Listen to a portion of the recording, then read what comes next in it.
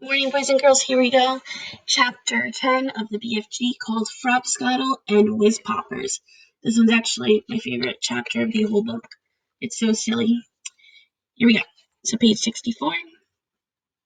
By now, Sophie was beginning to feel not only extremely hungry, but very thirsty as well.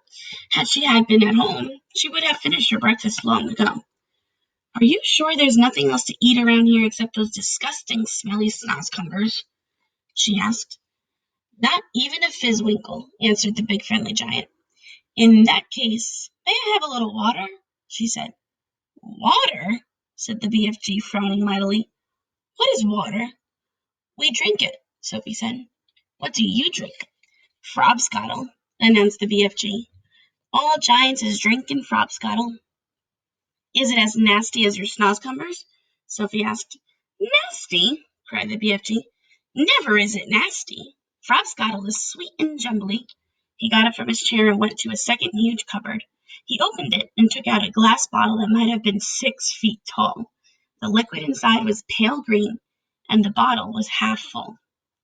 Here is Frobscottle, he cried, holding the bottle up proud and high, as though it had contained some rare wine. Delumptuous, fizzy Frobscottle, he shouted. He gave it a shake, and the green stuff began to fizz like mad.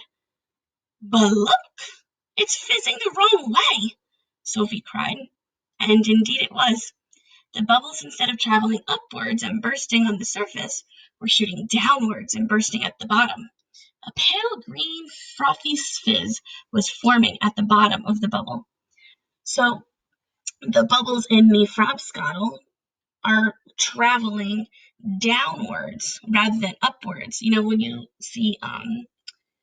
see soda, the bubbles in soda they fizz and they go upwards. But Frobscottle is similar, and he says it's so sweet, it's delicious, but the bubbles travel downwards. What on earth does you mean in the wrong way? Asked the BFG. In our fizzy drinks, Sophie said, the bubbles always go up and burst at the top. Upwards is the wrong way, cried the BFG. You mustn't ever be having bubbles going upwards. That is the most flush-blunking rubbish I is ever hearing. Why do you say that? Sophie asked. You is asking me why? Cried the BFG, waving the enormous bottle around as though he were conducting an orchestra.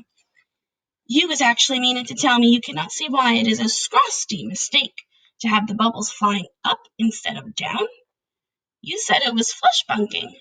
Now you say it's scrotty. Which is it? Sophie asked politely.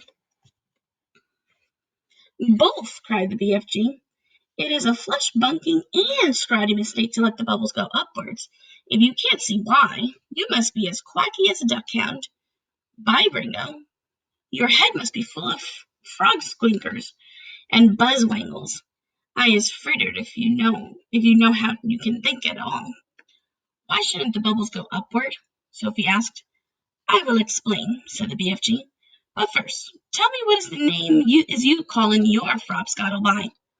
One is Coke, Sophie said. Another is Pepsi. There are lots of them. And the bubbles is going all up. They all go up, Sophie said. Catarastrous, cried the BFG. Upgoing bubbles is a catarastrous disastrophe. Will you please tell me why? Sophie said. If you will listen carefully, I will try to explain. And the BFG. But your brain is so full of bug whiffles, I doubt you will ever understand. I'll do my best, Sophie said patiently. Very well, then. When you was drinking this cokey drink of yours, said the BFG, is it going straight down into your tummy? Is that right, or is it left? It's right, Sophie said. And the bubbles is going also into your tummy, right or left? Right again, Sophie said. And the bubbles is fizzing upwards? Of course, Sophie said. Which means, said the BFG, that they will all come out swish-swiffling up your throat and out of your mouth and making a foursome belty burp? That is often true, Sophie said. But what's wrong with a little burp now and again? It's sort of fun. Oh, burping is filthsome, the BFG said. Us giants is never doing it. But with your drink, Sophie said. What was it you called it? Frobscottle, said the BFG.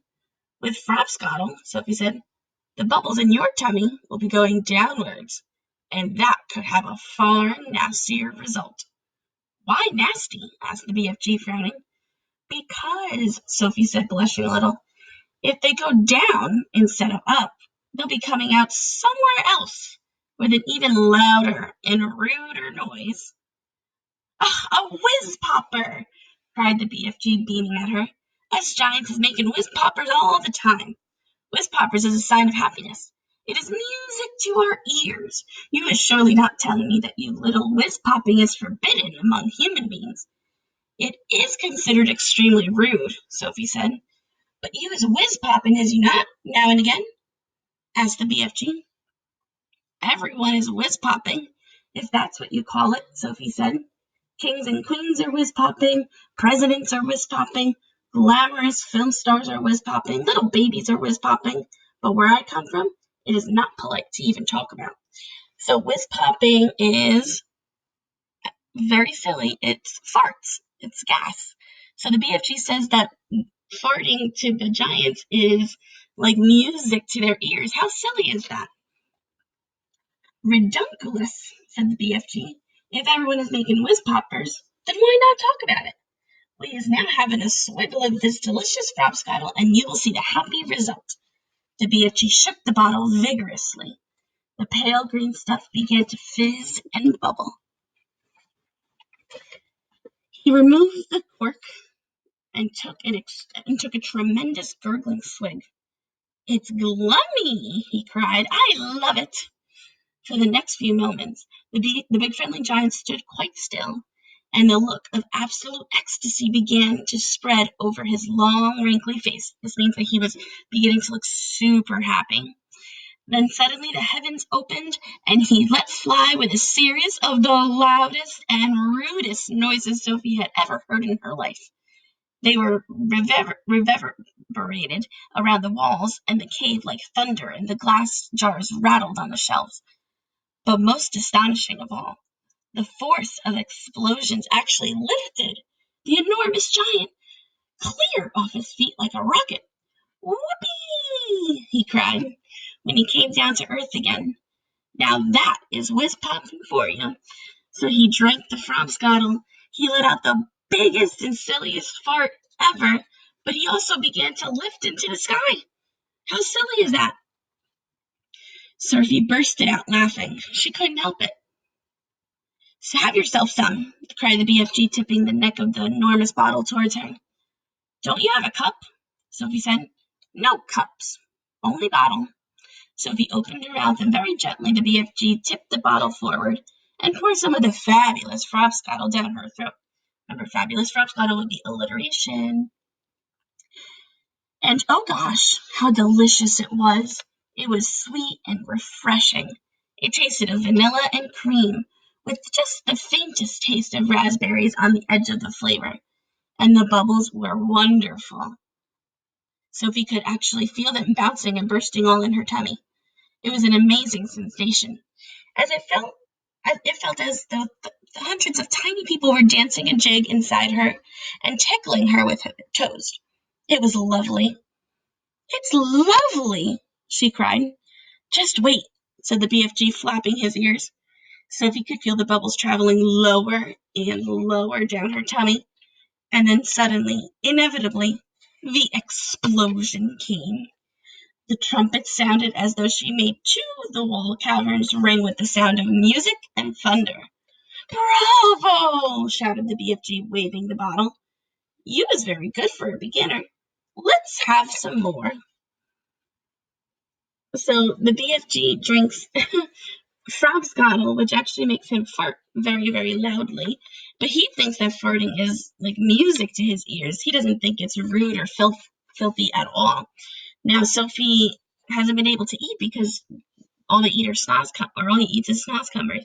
So the frobscottle will at least keep her a little bit more full than not having anything at all. Okay, and that's the end of chapter 10. We're moving on to chapter 11.